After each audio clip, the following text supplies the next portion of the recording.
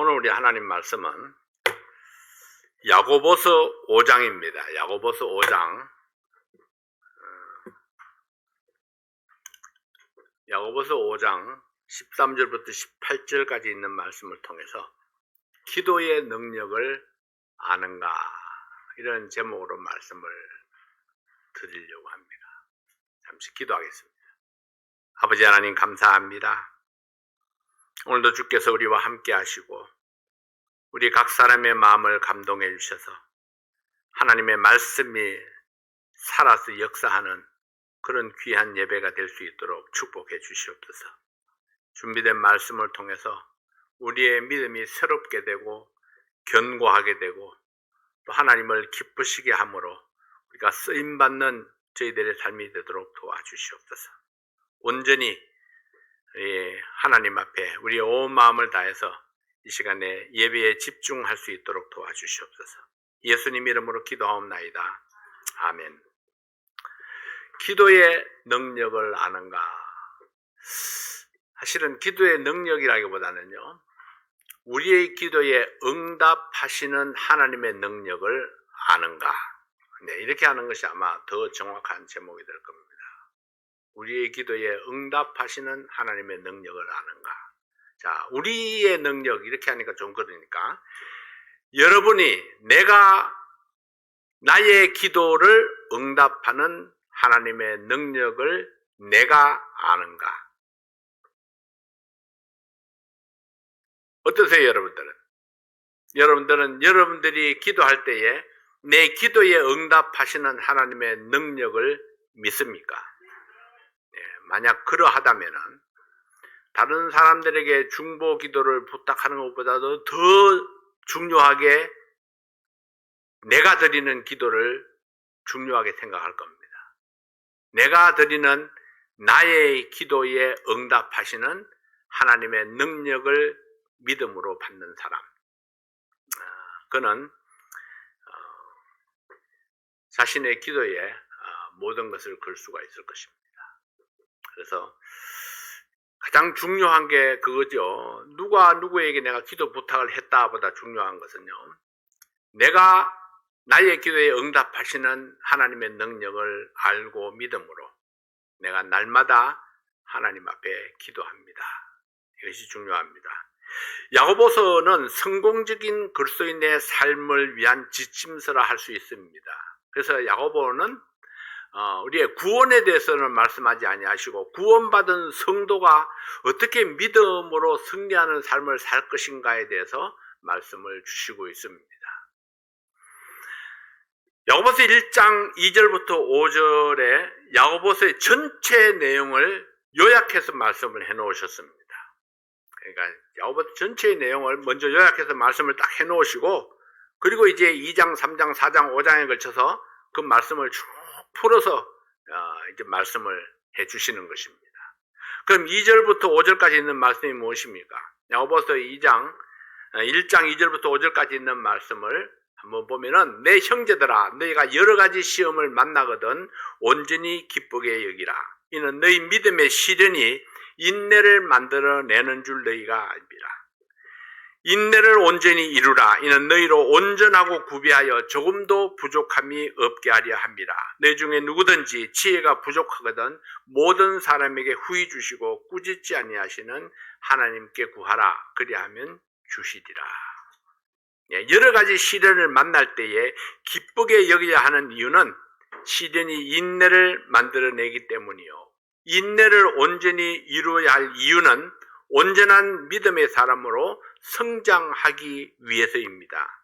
온전한 믿음의 사람으로 성숙하기 위해서는 믿음을 행함으로 나타내야 된다, 이렇게 말씀을 하죠. 그래서 야고보가 강조하는 것이 행함 있는 믿음입니다. 판단은 하나님께 맡기고 정죄하는 자가 되지 말라. 누군가를 정죄하는 그 순간에 내 믿음의 성장은 스탑돼 버립니다. 오히려 뒤로 퇴보하게 되죠. 그래서 성숙한 믿음의 걸림돌이 되는 혀를 조심하라고 말씀을 합니다. 혀는 내 믿음을 갉아먹기 때문에 그러죠. 다툼과 자랑을 통해서 역사하는 사탄의 역사를 경계하라. 하나님께서 주신 부의 선물은 나누고 베푸는 데 사용하라. 주님의 재림하기까지 소망을 바라보며 길이 참고 기다리라. 그리고 마지막으로 삶의 지혜를 위해서 또 고난을 이기기 위해서 하나님께 기도하라. 그리고 어떤 응답을 주시든지 하나님을 찬송하라. 기쁨을 회복하는 것이 승리하는 믿음 생활의 비결이다. 이것이 야고보서 1장부터 5장까지에 걸쳐진 말씀의 요약입니다. 마지막으로 이제 야고보서를 닫으면서 오늘의 말씀을 주신 겁니다. 야고보서 마지막 부분에 기도의 능력과 찬송하라 하는 것을 명령으로 주시는 겁니다. 그러니까 찬송은 명령입니다. 12월 22일 우리 크리스마스를 위한 특별 찬양은 명령입니다. 하나님께서 우리 마음속에 여러 가지 기쁨을 주셨습니다. 축복을 주셨습니다. 여러분 받았습니까? 하나님이 주셨는데 안 받았다고 그러면은 여러분이 안 받은 거예요. 하나님이 주신 겁니다. 받은 것을 받았다고 하는 것이 감사죠. 네, 그 감사를 우리가 어떻게 나타내느냐? 헌금으로도 나타내지만은 찬양을 통해서 나타내는 겁니다. 그래서 12월 22일은 찬양을 통해서 하나님께서 우리에게 주신 그 감사를 나타내자. 자, 그러니까 찬양을 준비하지 못할 분이 한 분도 없으시죠? 예, 어떤 모습으로든지 찬양을 준비해서 드릴 수 있기를 바랍니다. 이 시간에는 야고보서 1장 13절부터 18절까지 있는 말씀 다 함께 일어나셔서 하나님 말씀 보겠습니다. 야고보서 5장 13절부터 18절까지 있는 오늘의 본문 말씀입니다. 야고보서 마지막 시간입니다.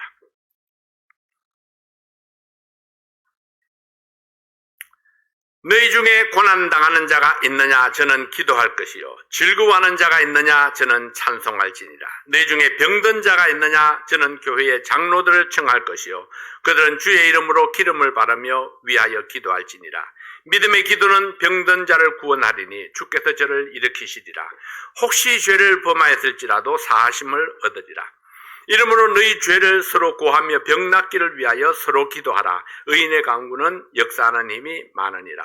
엘리야는 우리와 성정이 같은 사람이로되 저가 비 오지 않기를 간절히 기도한 적 3년 6개월 동안 땅에 비가 아니오고 다시 기도한 적 하늘이 비를 주고 땅이 열매를 내었느니라. 아멘. 앉으십시오. 기도는 우리를 찬송으로 인도합니다. 고난이 문제가 아닙니다. 야고보는 고난당하는 자가 즐겁게 노래할 수 있는 비결을 소개합니다. 그 유일한 비결로 하나님께 기도하라. 그리하면 하나님께서 응답하시고 어떤 기도 응답을 받든지 하나님을 찬송하라. 이렇게 말씀을 했습니다. 이것이 고난 중에 있는 성도가 성공적인 믿음의 삶을 살 수 있는 비결입니다. 감사하는 자에게 감사할 것을 더 많이 주시고 찬송하는 자에게 찬송할 수 있는 이유들을 더 많이 허락하시는 하나님이십니다. 불평하는 사람은 불평이 늘어갑니다. 발전돼요. 아시죠, 여러분? 네, 내가 불평을 오늘은 하나 했는데 내일 가면은 2개 할 수 있습니다. 그 시간이 지나면은 불평을 3개, 4개 할 수 있습니다. 점점 발달해서 더 많은 불평을 할 수 있는 능력이 생깁니다. 근데 감사하고 찬송하는 것도 역시 마찬가지입니다. 내가 오늘 감사하고 찬송하고 내일 가면은 더 많은 감사와 더 많은 찬송을 할 수 있고 또 시간이 갈수록 우리는 더더욱 더 많은 감사와 찬양을 들을 수 있는 능력이 나에게 생기게 됩니다. 하나님께서 그렇게 주시는 것입니다. 오늘은 야고보의 마지막 권면을 통해서 우리가 하나님의 뜻을 헤아려 봅니다. 하나님을 신뢰하는 기도에 능력이 있습니다. 그래서 믿음으로 기도하라 이렇게 말씀을 했죠. 모든 것을 가능케 하는 능력이 기도에 있습니다. 주 4세기경에 콘스탄티노플의 감독이었던 크리소스톰은 기도에 대한 많은 가르침을 남겼습니다. 그분의 이 명언들을 잠시 여러분에게 소개해 봅니다. 기도는 인간의 나약함을 하나님의 능력으로 바꾼다. 기도는 인간의 무지를 하나님의 지혜로 바꾼다. 기도는 인간의 빈곤을 하나님의 권능으로 바꾼다. 기도는 분노하는 사자를 제어하며, 기도는 무질서를 평정케 하고, 기도는 난리를 그치게 하며, 기도는 폭풍우를 잔잔케 하고, 기도는 죽음의 사슬을 끊어버리며, 기도는 질병을 고치고, 기도는 파멸의 위기에 처한 도성을 구하며, 기도는 태양이 멈추어 서 있게 하며 벼락이 치는 것을 막게 한다. 그렇게 기도에 대해서 나열하고 있습니다. 이 모든 말씀들은 이미 성경에서 그 증거를 보여준 말씀들입니다. 그렇습니다. 기도에는 능력이 있습니다. 사람을 변화시키는 능력이 있습니다. 무능한 자를 유능한 자로, 약한 자를 강한 자로, 실패자를 성공자로, 불행한 사람을 행복한 사람으로 변화시키는 능력이 기도에 있습니다. 하나님이 쓰셨던 사람들은 모두가 기도의 능력을 경험했던 사람들이었습니다. 아브라함, 모세, 사무엘, 다윗, 다니엘, 히스기야, 느헤미야, 베드로, 바울, 존 넉스, 허슨 테일러, 조지 뮬러, 수많은 사람들이 이 기도의 능력을 경험했고, 그 경험한 것들을 책자로 남기기도 하고 성경에 남기기도 했습니다. 오늘 본문에서 야고보는 기도의 능력, 기도의 필요성, 기도의 열매에 대해서 설명하고, 우리도 기도의 사람이 될 것을 권면하고 있습니다. 우리 13절부터 있는 몇 말씀을 다시 한번 제가 읽어봅니다. 너희 중에 고난 당하는 자가 있느냐? 저는 기도할 것이요. 즐거워하는 자가 있느냐? 저는 찬송할지니라. 너희 중에 병든 자가 있느냐? 저는 교회의 장로들을 청할 것이요. 그들은 주의 이름으로 기름을 바르며 위하여 기도할지니라. 믿음의 기도는 병든 자를 구원하리니 주께서 저를 일으키시리라. 혹시 죄를 범하였을지라도 사하심을 얻으리라. 이러므로 너희 죄를 서로 고하며 병낫기를 위하여 서로 기도하라. 의인의 간구는 역사하는 힘이 많으니라. 자, 이 말씀들을 보면요, 너희 중에 고난당하는 자가 있느냐, 즐거워하는 자가 있느냐, 병든 자가 있느냐, 문제 있는 사람이 있느냐, 이런 사람 저런 사람 하나님께서 다 해답을 주시는데, 그 해답들이 전부 다 기도들입니다. 고난당하는 자, 병든 자, 연약한 자, 자주 넘어지는 자, 질문의 형태로 썼지만은 이건 질문이 아닙니다. 고난당하는 자, 병든 자, 연약한 자, 자주 넘어지는 자, 이런 사람에게 꼭 필요한 것이 기도이다. 이렇게 답을 주고 있는 것입니다. 하나님께 기도함으로 하나님의 능력을 체험하라고 말씀을 했습니다. 야고보는 구약의 엘리야를 예로 들어 설명을 했습니다. 엘리야는 이스라엘이 우상숭배의 죄에 깊이 빠져 있는 것을 보고 통탄한 마음으로 하나님 앞에 기도합니다. 백성들은 우상숭배에 빠졌고 아방은 부인 이세벨의 치맛자락에 빠져서 하나님을 등지고 악한 정치를 펼치고 있었습니다. 엘리야는 이스라엘을 불순종의 늪에서 건져내기 위해서 하나님 앞에 무릎을 꿇고 기도합니다.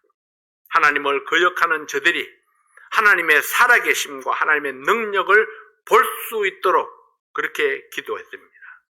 그래서 하나님께서 엘리야의 기도를 듣고 하늘 문을 닫았습니다. 3년 6개월 동안 이스라엘 온 땅에 비가 오지 아니하고 기근이 닥쳐왔습니다. 3년 6개월 동안 어떤 상태가 되었을까요? 우리는 보통 한 석 달 정도 비가 안 오면은 역사적인 전무후무한 그런 이 어려운 그런 기후가 왔다, 그렇게 이야기를 합니다. 그러면 막 비상사태를 선포하죠. 잔디에 물 주지 마라, 집에서 세차하지 마라.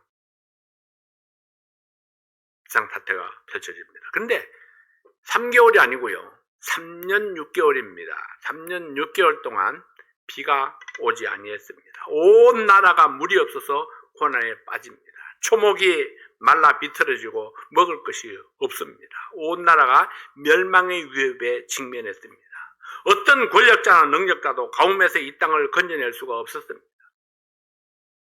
아하방이 얼마나 많은 그 제사장들을 동원해서 우리나라 말로 하면 기우제 같은 그런 비를 달라고 기도하고 제사를 드렸겠습니까? 근데 깜깜소식입니다. 그래서 사무엘이 제안을 했습니다.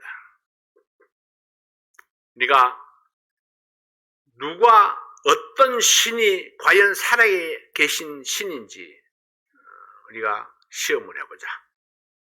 그래서 갈멜산으로 불러 모았습니다.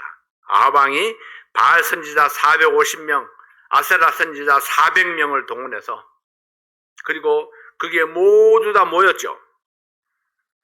왕과 대신들과 백성들까지 모두 모였습니다. 그렇지만은 바알 선지자, 아세라 선지자 850명이 하루 종일 기도했지만은 아무런 응답이 내려지지 않았습니다. 하늘에 태양만 불타듯이 그렇게 장렬하고 있었습니다.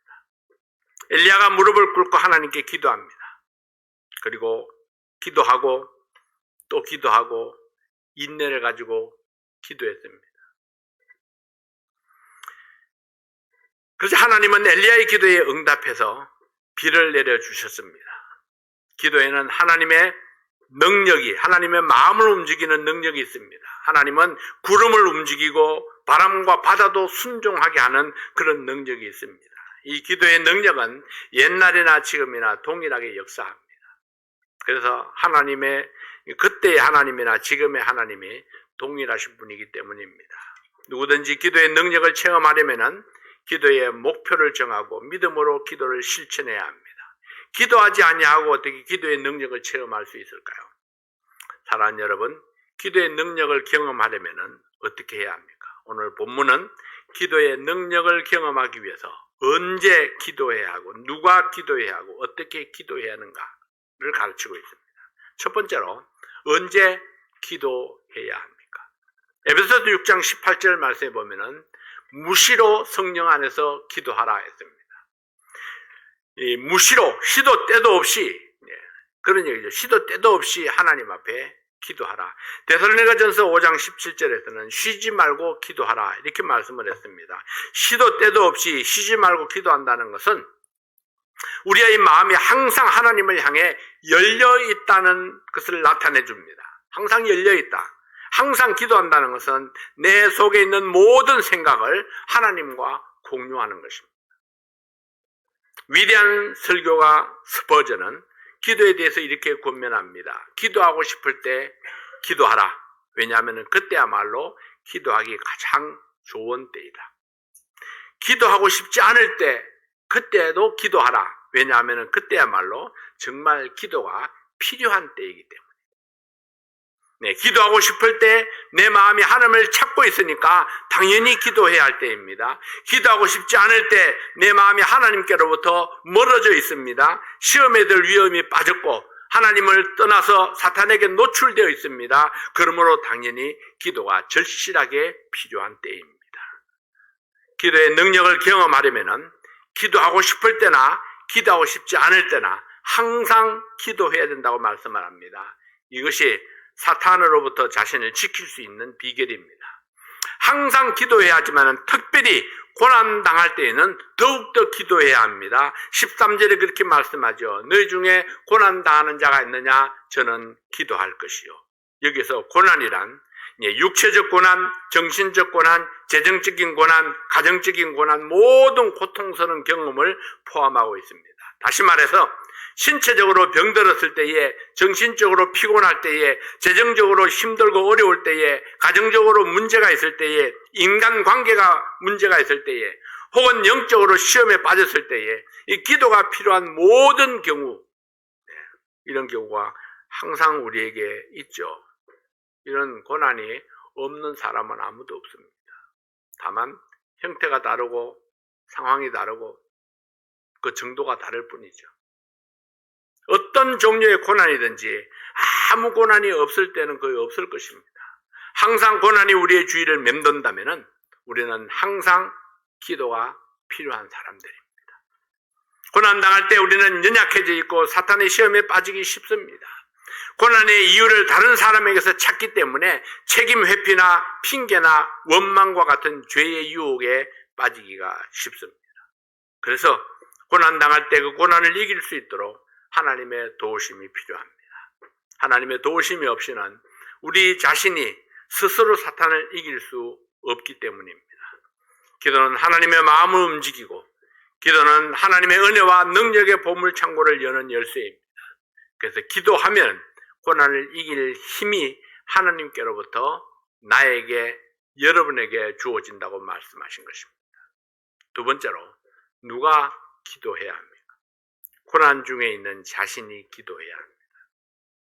나는 기도하지 아니하고 목사님께, 집사님들에게, 새벽기도팀에 다른 누구에게 아무리 부탁을 해봐야 소용없습니다.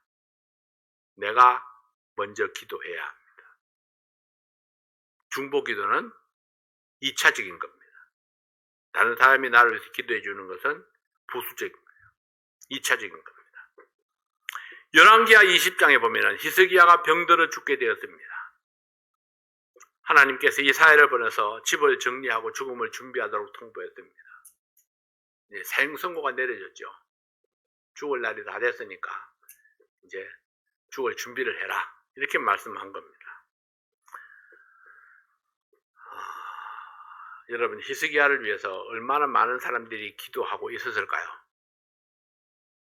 수많은 제사장들이 히스기야를 위해서 기도했을 것이고 그 나라에 있는 히스기야를 향한 중신들이 전부 다 기도에 몰두했을 것입니다. 그럼에도 불구하고 히스기야는 그들의 기도에 온전히 의지하지 않습니다. 자기 자신이 히스기야가 낯을 벽으로 향하고 돌아앉아서 하나님 앞에 기도하기 시작합니다. 낯을 벽으로 향했다는 것은 모든 일상을 내려놓고 오직 하나님께만 마음을 열고 간절히 기도했다는 것을 보여줍니다. 그때 하나님께서 히스기야의 기도를 들으시고 그의 생명을 15년이나 연장해 주셨습니다. 히스기야의 기도를 들으셨습니다. 백성들의 기도를 들은 것이 아니고요. 히스기야를 위한 생명을 위해서 히스기야의 기도를 들으시고 15년 생명을 연장해 주신 것입니다. 신하들도 있고 왕을 위해서 기도하는 수많은 사람들이 있었지만은 히스기야는 자신의 벽을 향해 앉아서 간절히 기도했던 것입니다.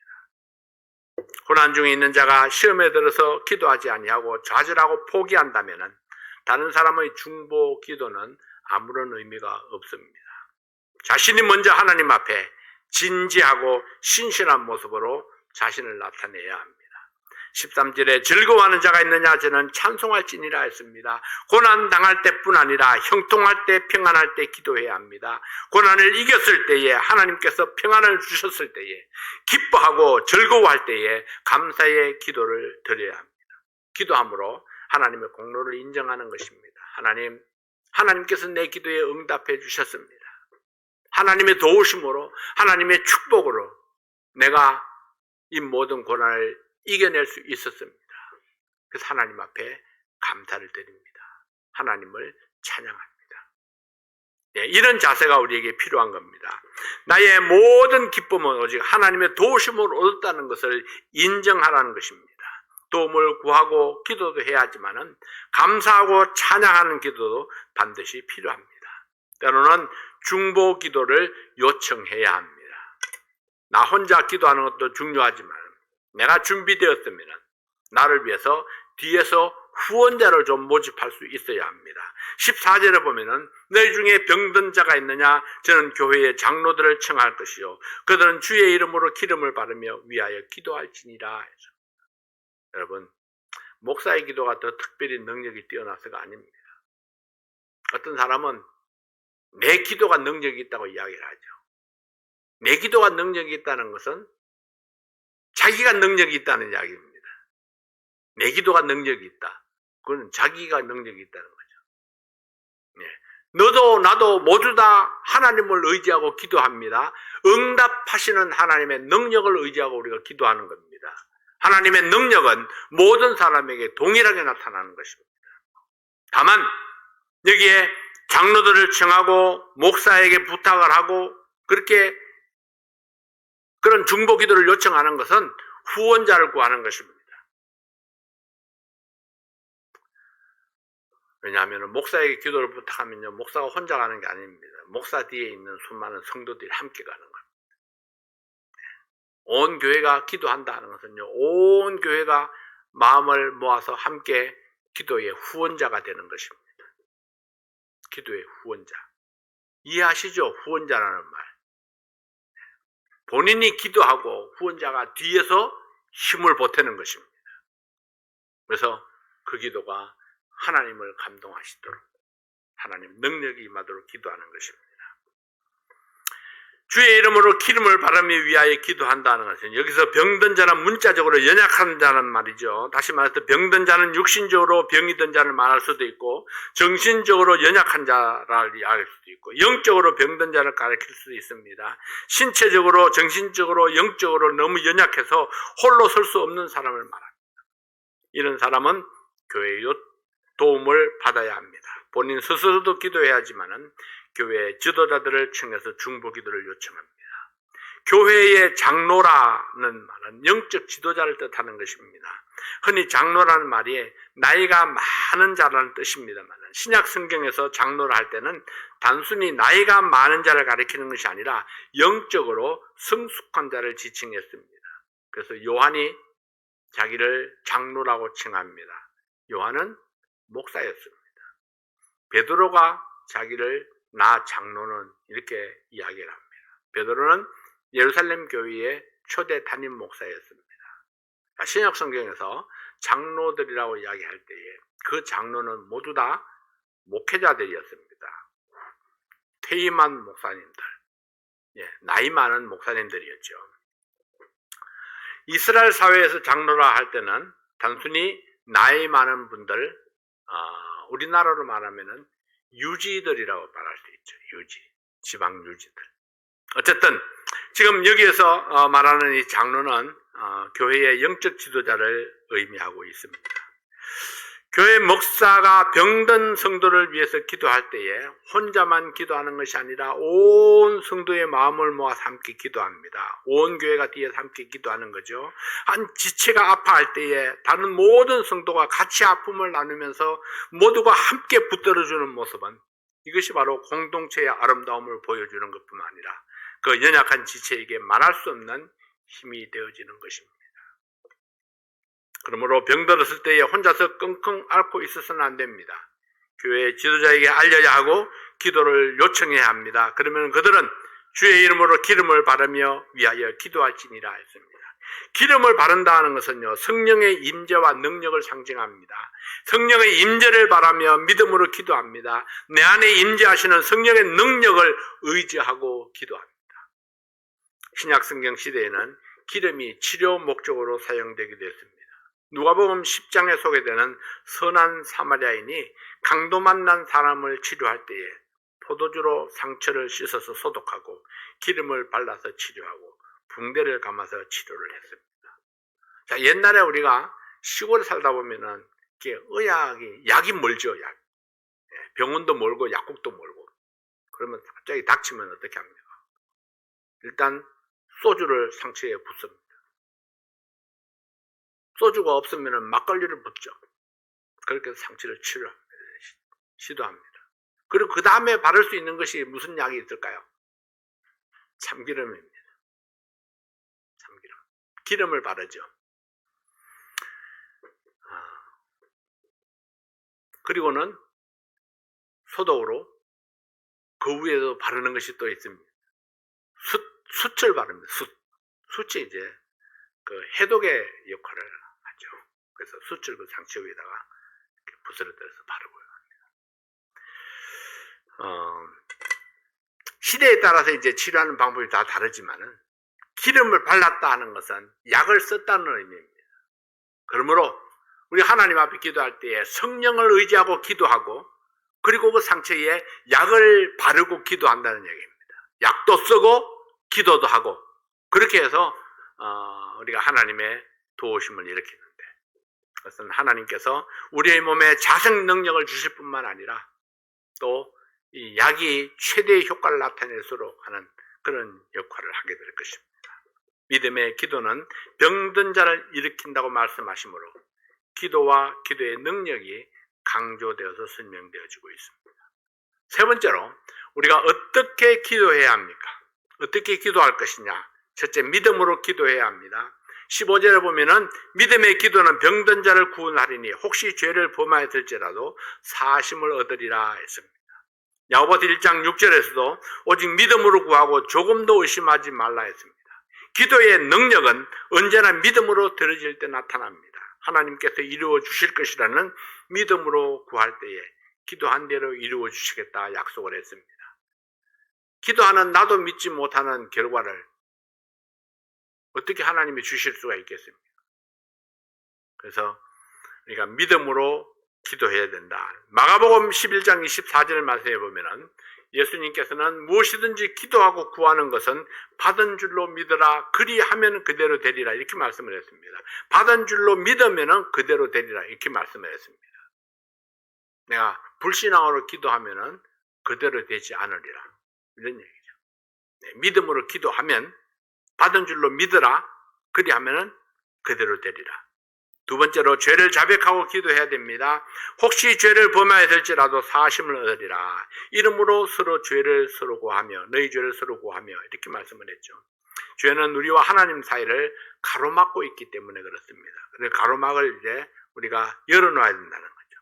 시편 66편 18절에 보면은 내가 내 마음의 죄악을 품으면 주께서 듣지 아니하시리라 했습니다. 이사야 59장 2절 말씀에는 오직 너희 죄악이 너희와 너희 하나님 사이를 내었고 너희 죄가 그 얼굴을 가리워서 너희를 듣지 않으시게 한다. 이렇게 말씀을 했습니다. 그러므로 기도 응답을 받으려면 먼저 하나님과 나 사이에 있는 막힌 것부터 뚫어야 합니다. 화목한 관계는 자백과 용서라는 단계를 거쳐야만 이루어질 수 있습니다. 그래서 내가 회개함으로 하나님과 나 사이에 가로막혀 있는 담을 물어버리고 그리고 내가 하나님 앞에 믿음으로 나가서 기도하면은 하나님께서 내게 직접적으로 응답해 주신다고 약속하고 있는 것. 세 번째는 간절히 기도해야 합니다. 17절에 보면 엘리야가 우리와 성전이 같은 사람이로되 제가 비 오지 않기를 간절히 기도한 적 3년 6개월 동안 땅에 비가 아니오고 했습니다. 엘리야의 기도는 목숨을 건 기도였습니다. 그의 기도는 간절함의 기도였습니다. 여기서 간절히 기도했다는 말은 모든 열정과 기운을 소모시키면서 기도했다는 뜻입니다. 그것은 마치 생명을 버리는 듯한 모든 것을 건 기도를 말합니다. 구세군의 창설자 윌리엄 부스는 응답받는 기도의 비밀에 대해서 이렇게 말씀합니다. 거기에 생사가 달린 것처럼 기도하는 것이다. 내 생사가 달린 것처럼 기도한다.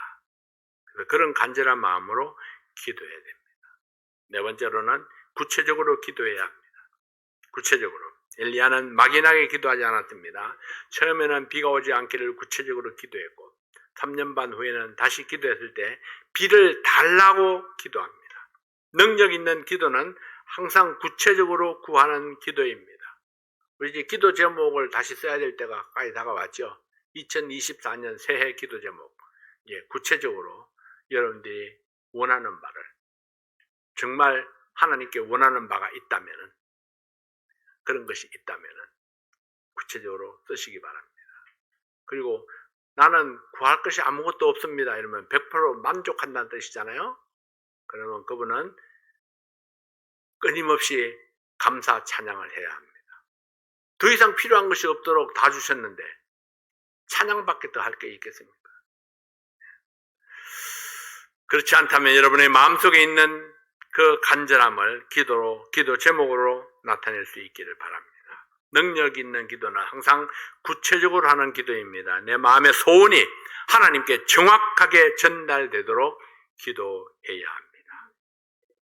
그래서 우리는 제가 항상 그렇게 이야기하죠. 기도할 때는 단문으로 기도하라고 이야기를 합니다. 단문이 뭔지 아시죠? 복문, 복복문, 복복문을 쓰지 마시고 단문으로 기도해야 됩니다. 왜냐하면은 복잡하게 기도하는 분의 기도를 들으면은 저분이 지금 달라는 건가 말라는 건가 이러라는 건가 저러라는 건가 도무지 이해할 수가 없습니다.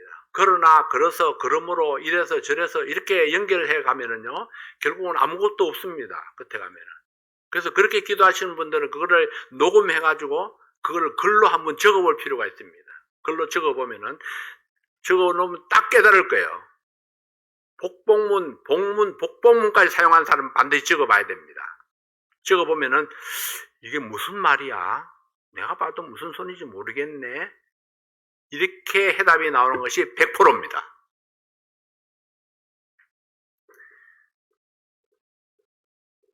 그래서 한 문장씩 기도하는 것이 좋습니다. 한 문장씩. 그래야 선명합니다. 내 마음의 소원이 선명합니다. 한 문장씩. 한 문장, 또 한 문장, 또 한 문장. 한 문장이 뭔지 아시죠? 피어리다 딱딱 지키는 겁니다. 이렇습니다. 이렇습니다. 하는 게 피어리다 딱딱 지키는 기도. 특히나 회중 기도를 할 때는 더더욱 그러합니다. 그래서 모든 사람이 알아들을 수 있도록 기도해야 되는데 사람도 못 알아듣는 기도. 하나님은 아시죠 물론. 알지만 아는 것과 응답받는 것하고는 틀립니다. 우리가 아이들이요 행동만 봐도 눈짓만 봐도 저 아이가 무엇을 원하는지 압니다.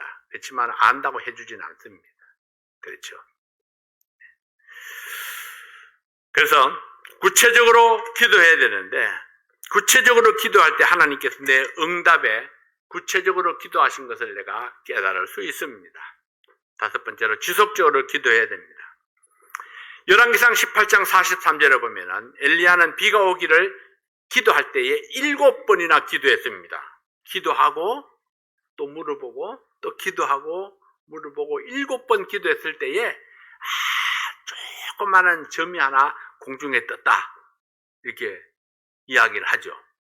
조그만 점이 공중에 저 멀리 나타났다 그러니까 비가 올 거니까 빨리 마차를 준비해가지고 빨리 산에서 내려가라고. 지금 폭우가 쏟아지면은 지금 산에서 내려가기 힘드니까 빨리빨리 산에서 내려가라고. 조그만 점이 쫙 하늘 끝에 보였을 때 엘리야는 하나님이 응답하셨구나 확신하고 사람들에게 통보하는 겁니다. 폭우가 쏟아집니다. 길이 막히기 전에 빨리 내려가세요. 근데 그 믿음의 사람 엘리야도 그렇게 계속적으로 기도했습니다. 기도하고 또 보고 기도하고 또 보고 또 기도하고 또 보고. 예수님께서는 항상 기도하고 낭망치 말아야 된다 이렇게 말씀을 했습니다. 항상 기도하고 낭망치 말아야 된다는 것은 하나님이 주실 것을 믿는 믿음이 있을 때 낭망치 아니하죠. 틀렸구나 생각하면 낭망이 오잖아요. 네, 하나님께서 주실 것을 믿음으로 기도합니다. 포기하지 아니하고 지속적으로 기도할 때에 하나님은 이런 사람의 기도를 들으시고 응답해 주십니다. 여섯 번째로 하나님의 말씀을 따라 기도해야 합니다. 엘리야는 메마른 땅에 비를 달라고 기도했습니다. 엘리야가 비를 위해 기도한 것은 단지 비가 필요했기 때문이 아닙니다. 그것은 하나님의 약속이었기 때문입니다.